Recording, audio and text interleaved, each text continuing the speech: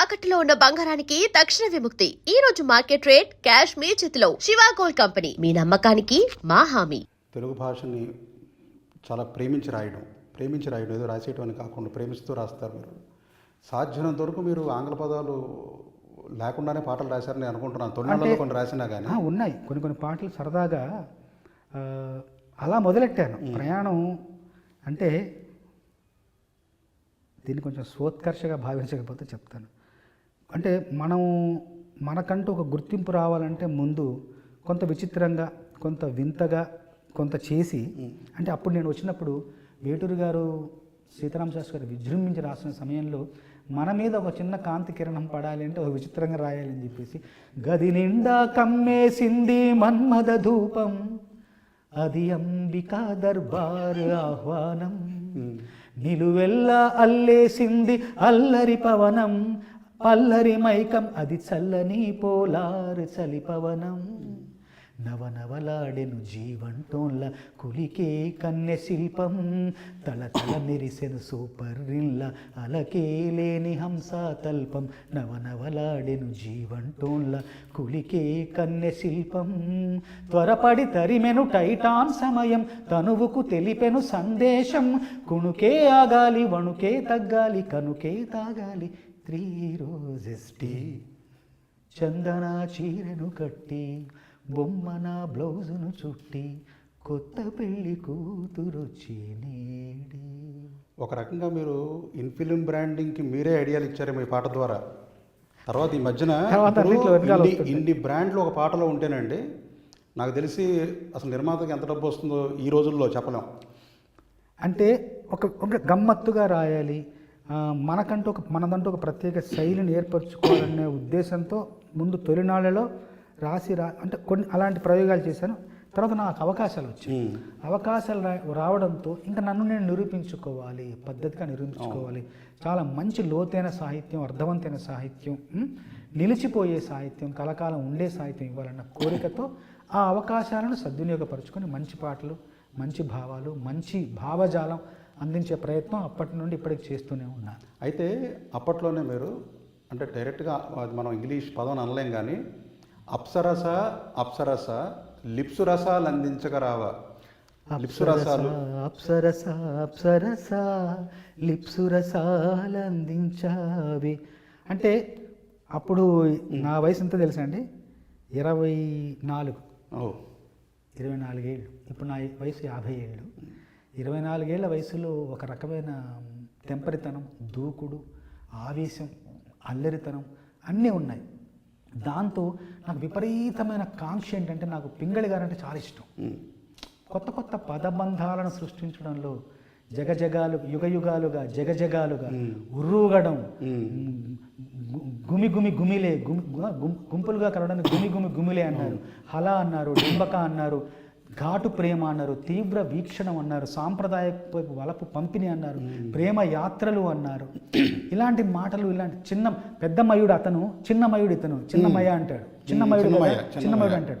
ఈ ప్రయోగాలన్నీ చూసి ప్రయోగాల వెనకాల అర్థాన్ని నేను ఆలోచించి గుర్తుపెట్టుకొని, లేదు మనం కూడా అంటే ఎవడూ పుట్టించకపోతే పదాలు ఎలా పడతాయి, వీరతాడు ఎవడేస్తాడని చెప్పేసి అప్సరస లిప్సరస దాంట్లో నాకు మాట రాశాను. ఎంతో చిన్నది అయినా గొప్పది కమ్మని కిశబ్దం అన్నాను. నిశ్శబ్దాన్ని కిశబ్దంగా అన్నాను. తర్వాత వయస్కాంతం అన్నాను, వన్యప్రాసన అన్నాను, ధన్యవాదాలు నా జన్మ ధన్యవాదాలు అన్నాను. ఏం మెత్తని బంగారం ఇది మనసున రేపెను కంగారం, ఏం వన్నెల వయ్యారం ఇక తీయని ప్రేమకు తయ్యారం. కంగారం తయ్యారం అనేవి లేవు.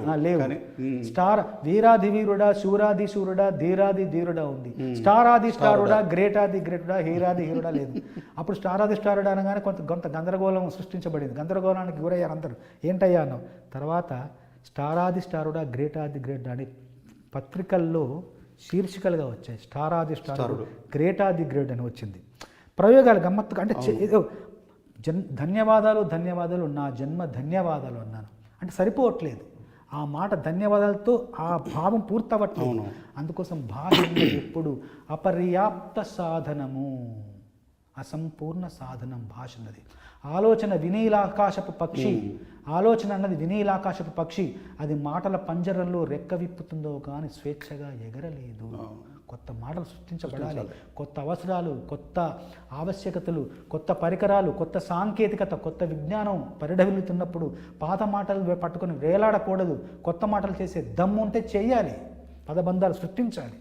ఇప్పుడు దీంట్లో కంగారం తయ్యారం అన్న పదాలు వాడినప్పుడు హరిశంకర్ గారు ఏమి నవ్వారు, సంతోషపడ్డారు, మురిసిపోయారు.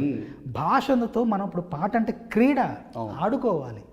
ఆడుకునే దమ్ము, ఆడుకునే ధైర్యం ఉంటే ఎంత దూరమైనా ఆడుకోవచ్చు. పెద్దవాళ్ళ మార్గాలు వేశారు, కేవలం చూసి సంతోషించడం, లొట్టలేసుకోవడం కాకుండా మనం కూడా చేయగలిగింది చేయాలి. దానికి భాష మీద మమకారం ఉండాలి, భాషా శాస్త్రాన్ని అధ్యయనం చేయాలి. మీరు నమ్ముతారో లేదో 18 నిఘంటువులు నా సెల్ ఫోన్లో ఉన్నాయి. సెల్ ఫోన్లో 18 నిఘంటువులు, మొత్తం పదాల గురించి రోజు శోధనే నాది. ఒక మాట చదువుతుంటాను, ఒక మాట, ఆ మాట ఎలా పుట్టింది, ఆ మాటకు పూర్వపరాలు ఏంటి, ఎలా పుట్టింది, ఎలా పరివర్తన చెంది మార్పు, ఆ మార్పులు ఏంటి.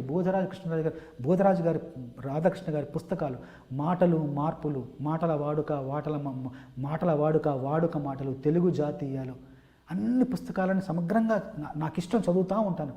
పదాలు ఎలా పుట్టాయి, ఎలా మార్పు చెందాయి, ఎలా పెరిగాయి, సామెతలేంటి, న్యాయాలేంటి, జాతీయాలేంటి, అన్నీ నాకు ఇష్టం చదువుకోవడం.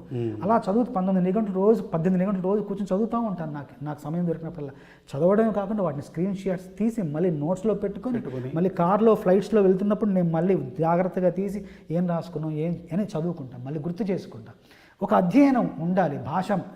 అప్పుడు పదాల ప్రయోగం, పదాల సృష్టి గురించి మనకు ఒక అవగాహన ఉంటుంది, ఎలా సృష్టించాలనేది ఒక ఇష్టం ఏర్పడుతుంది. ఆ చదివినప్పుడే గౌరవం ఉంటుంది వాటి మీద. ఇప్పుడు దాదాపుగా 3000 పేజీలకు పాటలు రాశారు.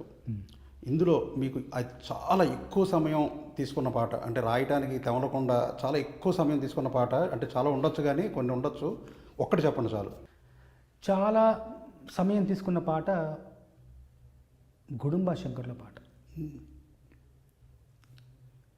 ఏమంటారో నీకు నాకున్న ఇదిని, ఏమంటారో నువ్వు నేనైనా ఇదిని, ఏమంటారో మారిపోతున్న మతిని, ఏమంటారో మారిపోతున్న కథని, ఏమంటారో జారిపోతున్న మతిని.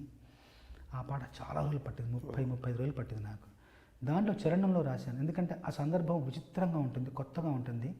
దాన్ని పాటలో చెప్పడం, ఆ పాట చెబుతున్నప్పుడు ఆ సందర్భం గుర్తు రాకుండా ఉంటూనే పాట అందంగా ఉండాలి. మళ్ళీ ఆ సందర్భానికి, ఆ పాట వింటున్నప్పుడు ఆ సందర్భానికి తగినట్టుగా ఉండాలి. ఎదురుగా వెలుగుతున్న నీడని, బెదురుగా కలుగుతున్న హాయిని, తనువున తొణుకుతున్న చురుకుని, మనసున ముసురుకున్న చెమటని. ఇష్ట కష్టాలని ఇప్పుడు ఏమంటారు, అష్ట కష్టాలు ప్రయోగం. అవసరం ఏర్పడింది. భాష అపర్యాప్త సాధనం అన్నాను. దాన్ని పట్టుకొని దాన్ని ఇంకా పూర్ణం చేయడం కోసం ఇష్ట కష్టాలని ఇప్పుడు ఏమంటారు, ఈ మోహమాటాలని మరి ఏమంటారు, మొహమాటం కాదు, మోహమాటాలని ఏమంటారు, స్వల్ప భారాలని ఇప్పుడు ఏమంటారు, సమీప దూరాలని అసలు ఏమంటారు, జారే నింగిని దొరలాంటి దొంగని ఏమంటారు, పాడే కొంగుని పరిమళించే రంగుని ఏమంటారు, జాబిలై తళుకుమన్న చుక్కని, దేవుడై ఎదుగుతున్న భక్తుని ఏమంటారు, పాతలో కొత్తని ఏమంటారు, పోట్లాటలో శాంతిని ఏమంటారు, తప్పులో ఒప్పుని ఏమంటారు, గత జన్మలో అప్పుని ఏమంటారు, అప్పుని ఏమంటారు. ఈ పాట రాయడానికి 35 రోజులు పట్టింది. పవన్ కళ్యాణ్ గారు పిలిచి పాట రాయమన్నారు. చాలా బిజీగా ఉండేవాను నేను. అప్పుడు అన్నారు, నన్ను ఒక జోక్ చేశారు నా మీద. పవన్ గారు ఏమన్నారంటే, ఎన్ని రోజులు పడుతుందండి పాట రాయడానికి అంటే, ఒక రోజులో రాసేస్తాను సార్ అన్న. అదే ఆ ఒకరోజు ఎప్పుడు వస్తుంది అన్న. నిజంగా నాకు తెలియదు ఎప్పుడు వస్తుందో, వరుసపెట్టి రాస్తూ పోవడం తెలియదు కదా. తర్వాత అలా రాస్తున్నప్పుడు ఒక రోజు వచ్చింది, కానీ ఒక రోజులో తెమల్లా పాట 30 రోజులు పట్టింది. ఇదిగో రాస్తున్నాను, అదిగో రాస్తున్నాను, పల్లవేం సార్, చరణం వేయం సార్, మళ్ళీ రాస్తున్నాను సార్, నాకే నచ్చలేదు, ఇలా రకరకాల కారణాలతో 30 రోజుల తర్వాత తీసుకెళ్ళాను. అదృష్టం ఏంటంటే ఆ పాట లిప్ లేదు దానికి, మౌంట్ ఇలా తీసాను. దాంతో వాళ్ళు ముందు మేము తీసేస్తామని, తర్వాత మీరు రాసేయండి అన్నారు. రాసిన తర్వాత తీసుకెళ్ళి చూస్తే అట్లా ఆ చిత్రీకరణకు అలాగా సరిపోయింది, చాలా బాగుంది. అలా సరిపోయింది పాట అంతా. అంటే మనకున్న కాంక్ష అది, మనకున్న దాని మీద మక్కువ అది అలాగా ఆ పాటకి సరిపోయేలాగా అతికింది. అదొక అనుభవం అంతే. ఇవన్నీ కూడా